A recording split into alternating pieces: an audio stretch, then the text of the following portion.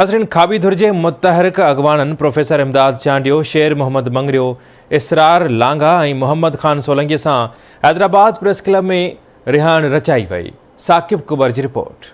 खाबीधुर जे मुतहरिक शागिर्द अगवानन प्रोफेसर इमदाद चांडियो, शेर मोहम्मद मंगरियो, इसरार लांगा और मोहम्मद खान सोलंकी से रचायल रिहान वाली तकरीब हैदराबाद प्रेस क्लब में मुनक़िद कई वई। तकरीब में शरीक डॉक्टर हमीद सुमरो, कामरेड आलिया बख्श थलो, महेश कुमार, इकबाल मल्ला, समर हैदर जतोई समेत लेखकन, दानिशवरन, सहाफ़िन और बियन वडे अंग में शिरकत कई। हिननि चयो त पंहिंजे समाज के समूरनि अदाबनि मां कढण जे लाइ सियासी किरदार ज़रूरी आहे। हिननि चयो त जाम साकी खे क़ैद तनाई में रखियो वियो ऐं असां साथियुनि खे 7 साल सज़ाऊं ॾेई कोड़ा हया विया। हिननि चयो त सिंध में सियासी कारकुननि ऐं अॻवाननि जी क़ुर्बानी जी तारीख़ डिघी आहे। शहीद नज़ीर अब्बासी खां वठी केतिरनि ई नौजवाननि जूं शहादतूं ऐं क़ुर्बानियूं तारीख़ जो अहम हिसो आहिनि। उन मौक़े ते हिननि आवाज़ टीवी न्यूज़ सां ॻाल्हाईंदे चयो त असां चाहियूं था त अहिड़ा प्रोग्राम असांजा जेके लेफ्ट जा खाबीदुर जा दोस्त आहिनि, रुॻो उहे न पर तमामु दोस्त जेके आहिनि सिंध जा, उन्हनि खे इहे प्रोग्राम करणु खपनि जीअं सिंध में जेके जेके किरदार आहिनि, जिन जिन जेल काटिया आहिनि, सोहबतूं बर्दाश्त कयूं आहिनि, कम अज़ कम उहे शयूं उजागर थियूं। अॼु जे नौजवाननि खे जेको आहे सो सिर्फ़ु इन इंटरनेट ते ऐं जेको आहे सो मोबाइल ते न भॻणु घुरिजे।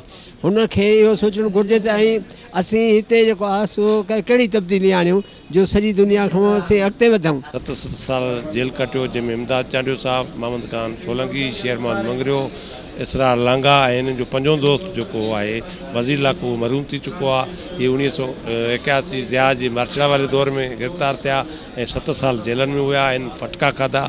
हिननि अहिड़नि किरदारनि खे मन्ता ॾियण जे लाइ असां अहिड़ा प्रोग्राम कराईंदासीं। चयो त हिन तकरीब मुनक़िद करण जो मक़सदु रुॻो इहो न आहे त अॻवान मुतहरिक शागिर्दनि अॻवाननि खे मन्ता ॾिजे, पर उन सां गॾु इहो बि चाहींदासीं त हीअ तकरीब खे मुस्बत नतीजा ॾेई सघे। कैमरामैन यासिर कुरैशी सां गॾु साकिब कुबर, आवाज़ टीवी न्यूज़, हैदराबाद।